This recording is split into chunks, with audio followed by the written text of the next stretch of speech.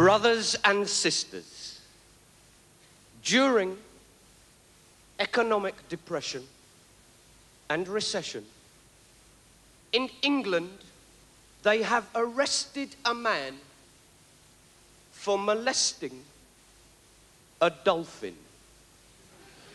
And there's a couple of things I want to know. This man was arrested off the North Sea of England.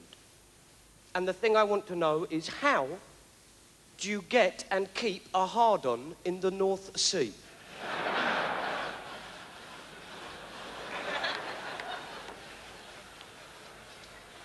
Secondly, how did they find out? What is it? What's that flip? You've been interfered with.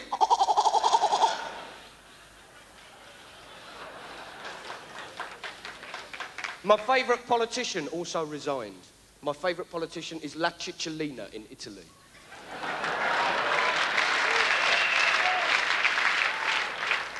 Nice that so many of you know her work. It was brilliant. She's a porno star and she gets elected into their parliament. And that's wonderful. Representing the workers of Italy is a woman from the sex industry, and that is great. Because what do we do? What do we do? All we do is elect the clients.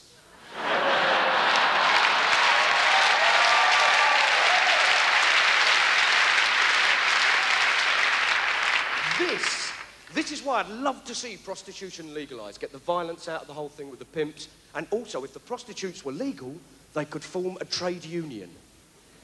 Maybe go on strike. They're all there on the picket line, linking arms. Can't fuck, won't fuck, can't fuck, won't fuck, can't fuck. OK, sisters, no violence, no violence, not unless the police pay for it like everybody else. We've tried to arrest them, Sergeant, but they charge us 30 quid a go for the handcuffs. We can't do it. Then, after 2 weeks, the government, for some unknown reason, start to get a little bit tense.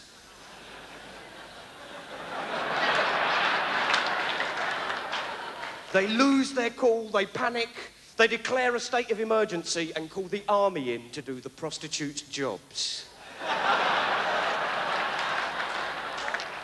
Hello, Fifi Lamour here.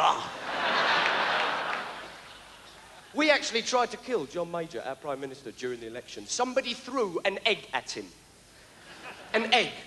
Every country has got political assassins. The socialists, the anarchists. We get the surrealists.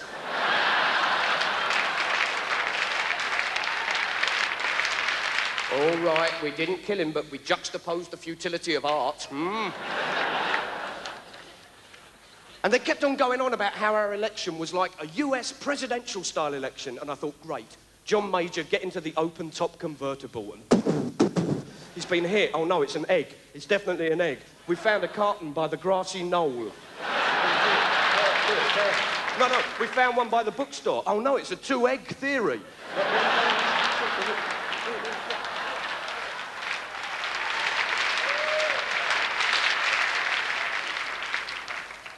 Didn't you love it when George Bush threw up?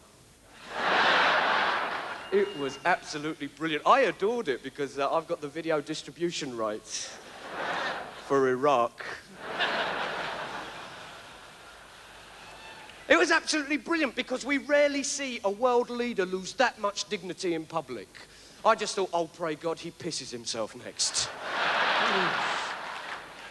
And I've got to say, a friend of mine went to Dallas, to the Grassy Knoll, by way of a homage, and they've got a memorabilia shop there. You can buy John and Jackie items. And he bought a John and Jackie salt and pepper pot with strategically placed holes.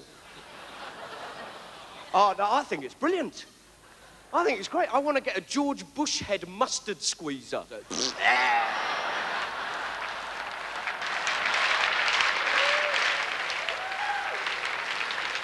And America's all upset now because Iraq won't tell us what weapons they've got, and we want to know what weapons they've got.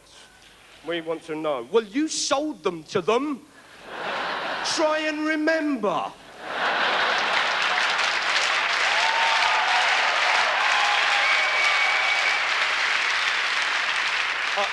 Listen, if there are any Americans in here tonight and you're feeling a little bit picked on, don't worry, it's just friendly fire.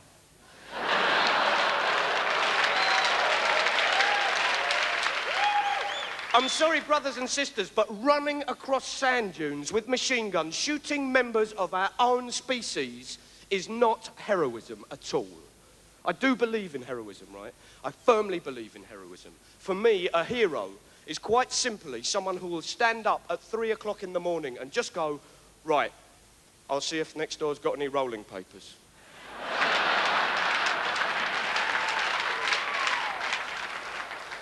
That is a hero. Heroes are not Olympic athletes. I will not watch the Olympics. It's a pathetic, stupid waste of drugs. Stop running, you'll wear the effects off. Sit down. Enjoy them. And stop drugs testing the runners. Drugs test the synchronized swimmers. Check out the smiles. That is heavy-duty cocaine. They've even got something on there to stop their nose falling on.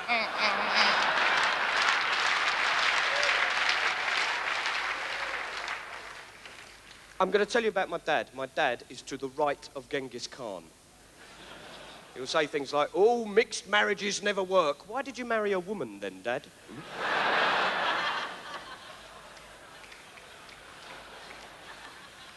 But we were driving down a part of London near where I live in a van, and we were driving past an abortion clinic.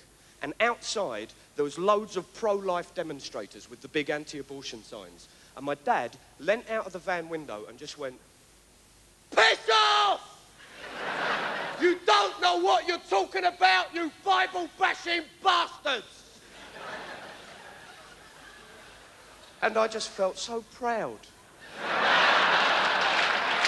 It was brilliant. Because in my country, it's 24 weeks. After 24 weeks, you can't have an abortion. But you see the pro-life demonstrators and you think, surely that should be extended to 84 years. And they crop up and go, abortion is morally wrong. No, your very existence disproves your point.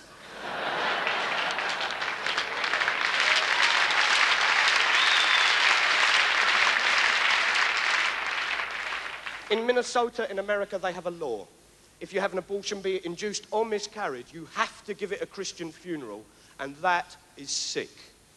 But, brothers and sisters, if we take that logic to its extreme, it means all life-giving fluid is now sacred. So if you're a boy and you want a little bit of self-induced pleasure, you've got to have a priest there with you, giving you the last rites. Ashes to ashes, dust to dust, commit the bodies of the soul.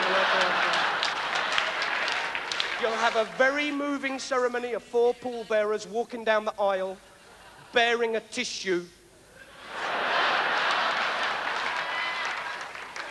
In fact, if you're a bloke, it's really easy to stop a pro-life demonstration. You just jump in front of them with a hard-on and go, drop the banners or I'll kill the lot. I mean it, I mean it, I mean it. Don't make me do it. Back off.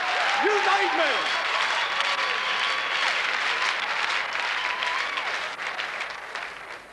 I've been Mark Thomas, all power.